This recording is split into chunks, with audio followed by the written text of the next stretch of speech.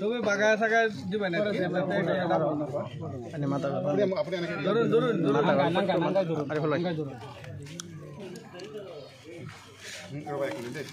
এইখিনি দিয়ক এটা পাৰ্ট দি দিয়ক ফিনালটো দিলে বেলেগ বেলেগ টাকা দি দিলে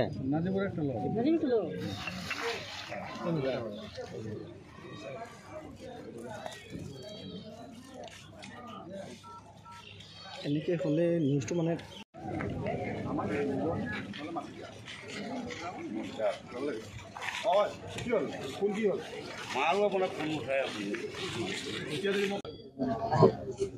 সবে বাগায় থাকায় দিবেন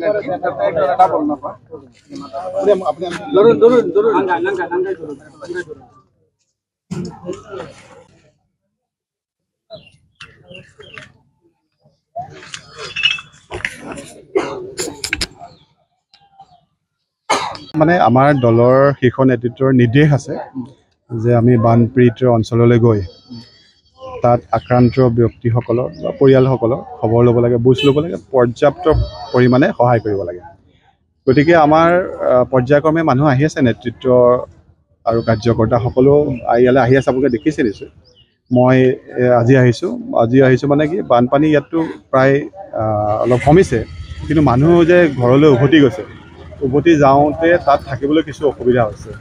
গতিকে মই অলপ ফেনাইল, চাবোন বা এই আপোনাৰ মহ খেদোৱা ঔষধ আৰু পানী, খোৱা পানী তেনেকুৱা অলপ বস্তু লৈ আহিছোঁ, যাতে মানুহখিনিয়ে কমচে কম শৰীৰটো যাতে অলপ ঠিক হৈ থাকে। কাৰণ খাদ্য তেতিয়াই খাব পাৰিব শৰীৰটো ঠিক হৈ থাকে, বেমাৰ আজাৰৰ পৰা যাতে বাচি থাকে, তাৰ কাৰণে অলপ দৰৱজাতীয় সামগ্ৰী লৈ আহিছোঁ।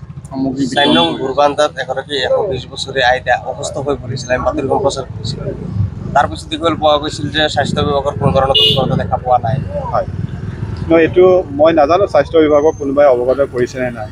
যদি কৰিছে তেতিয়াহ'লে মই নিশ্চয় খবৰ ল'ম। আজি কি বিতৰণ কৰিলে? আজি মানে ঔষধজাতীয় সামগ্ৰী, খোৱা সামগ্ৰীটো বহুত ব্যক্তিয়ে দিছেহি। মই অলপ বানপানী হৈ যোৱাৰ পিছত হ'বলগীয়া কিছু বেমাৰৰ প্ৰতিকাৰৰ বাবে ঔষধজাতীয় সামগ্ৰী বিতৰণ কৰিছোঁ। বানপানী কিছু পৰিমাণে হ্ৰাস পাইছে যদিও প্ৰবল গৰাখহনীয়াই দেখা দিছে। হয়, প্ৰবল গৰাখহনীয়াটো এইটো এটা প্ৰাকৃতিক দুৰ্যোগ বুলি ক'ব লাগিব। কাৰণ ইতিমধ্যে CM ছাৰে কৈছে, আৰু যিটো সত্য কথা যে বানপানীটো এনেকুৱা এটা সমস্যা, যদি এফালে বন্ধ কৰে এফালে হয়। কাৰণ পানীক কোনেও ৰখাব নোৱাৰে। যদি মাজুলীত বন্ধ কৰে তেতিয়াহ'লে যোৰহাটত হয়, যদি যোৰহাটত বন্ধ কৰে শিৱসাগৰত হয়, শিৱসাগৰত বন্ধ কৰিলে নগাঁৱত হয়। এইটো এটা সমস্যাৰ সমাধান মানে একেবাৰে নহয়, কিন্তু কিছু ক্ষেত্ৰত আমাৰ মন্ত্ৰী ডাঙৰীয়াই চেষ্টা কৰি আছে, কিছু ক্ষেত্ৰত অলপ কম হৈছে আৰু হ'ব।